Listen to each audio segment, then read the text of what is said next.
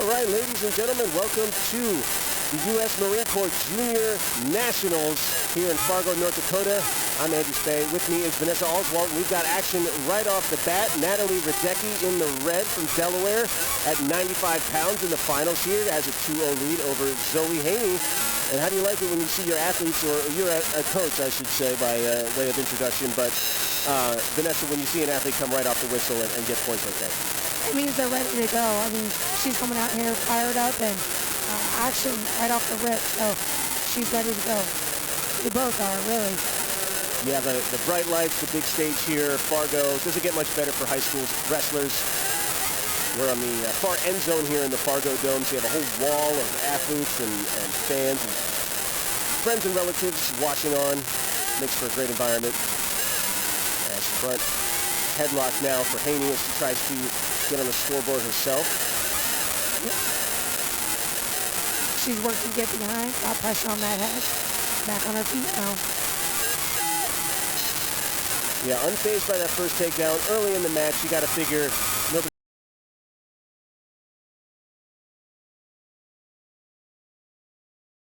Get scored on, chip away, coming back. So I don't get too worked up. I try to tell the girls don't get too worked up off that first score. Yeah, these are junior rule set, or junior in the U.S. It would be junior the same at UWW or U20, so 3-minute periods, just like the seniors. So a lot of matches for these teenagers, all high school students here. Some may have just graduated, but no college wrestlers. As we get a stalemate, back up to their feet, still 2-0. Just a little bit over 1 minute to go in the first period.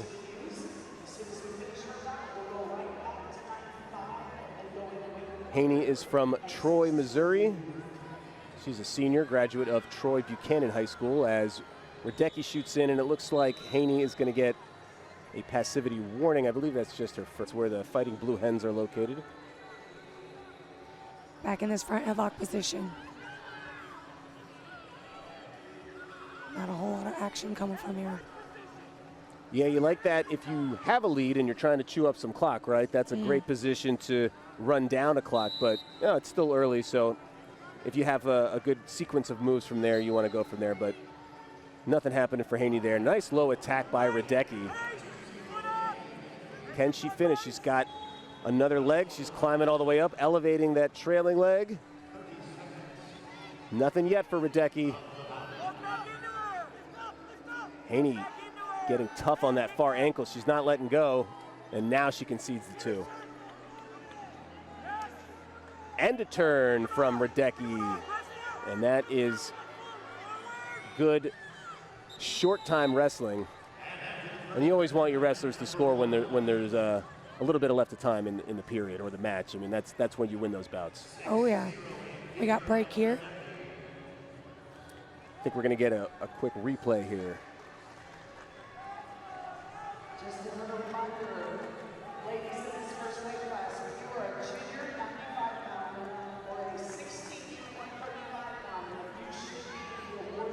Or maybe not. All right, 30 seconds of break are over, so back to the center. Radecki with the lead. So what does Haney have to do here, Vanessa, to get back in this bout? She's got to chip away.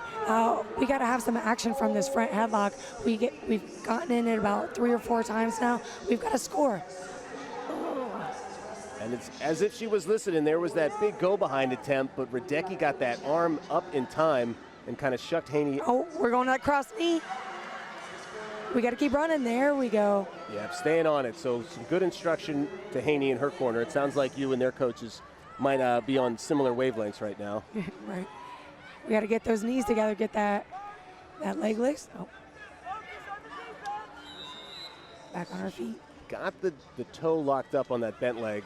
When you scoop underneath, it's a little different. You don't see with the guys, they don't have that much flexibility, but a lot more common in the women's wrestling. Yes, the ladies are very flexible, and our moves are a little bit different, our positioning with that flexibility. It's a different world. Yeah, you start to see those little nuances that they become a little bit more relevant, more prevalent when you start watching more.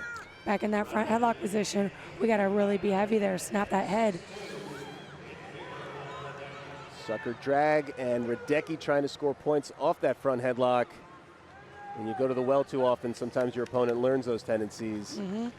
And there's Radecki, and that's going to make it tough again. Back to a 6-point lead. We get it. Potentially dangerous here. Yeah, driving it. The bar. Yeah, against the joint. And that's another thing that becomes more obvious when the men wrestles. Their shoulders don't go in the same direction, but you almost have a little bit more leeway.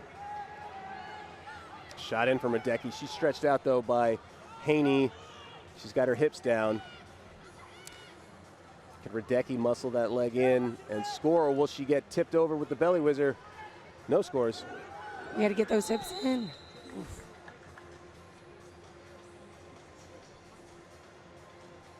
Blood time.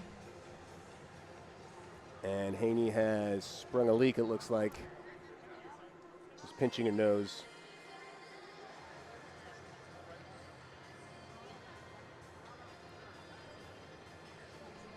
So, Vanessa, for everyone listening, how long have you been coaching? You've been wrestling for a while, too. Maybe start from there. Yeah, so I started wrestling when I was younger. I actually wrestled my first Fargo competition in 2003. So it looks a lot different, a lot more girls. It's incredibly impressive how many girls are out here battling, how many states are represented. I mean, we only had one division. Yeah. Back when I was wrestling, so having two divisions and the amount of girls, it's impressive. You hear the stories. There are weight classes with well over 100 women entered in these divisions, the 16U and the junior, and that was how many total women there were at Fargo back then, huh? Yeah, correct. I mean, I feel like I had about 20 girls in my weight class, so now I look and I'm like the first half of the, I don't even see the first half of the bracket. The brackets, you're scrolling, you don't even get to the end of it. You're like, when does this bracket end? Oh, there's more. Yes. It keeps showing up.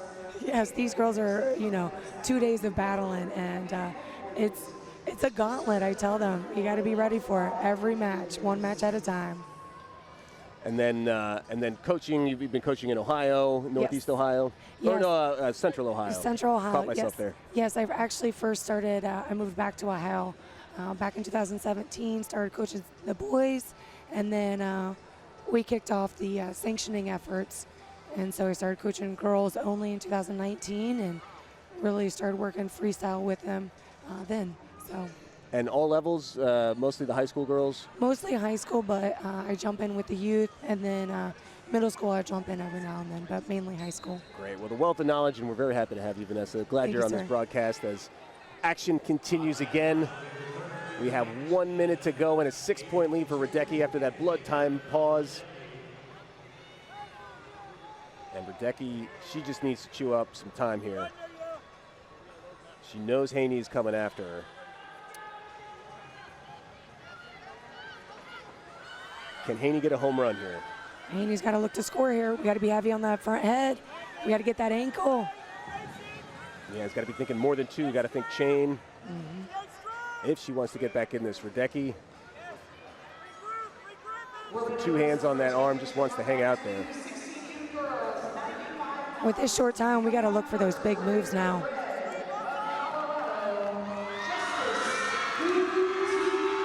And they're down on the mat. Are we going to get a stalemate? Or even if Haney comes around, there's the 2, and now Radecki has to open up. But unless Haney can jump right into a series of turns, we are under 10 seconds. And Natalie Radecki, she's ranked 3rd in the nation. She's got another year of high school, and that will do it. Natalie Radecki is a junior national champion. Solid win. And a solid win for Delaware. You don't see a lot of Delaware. No, it's nice to see them out here. Yeah.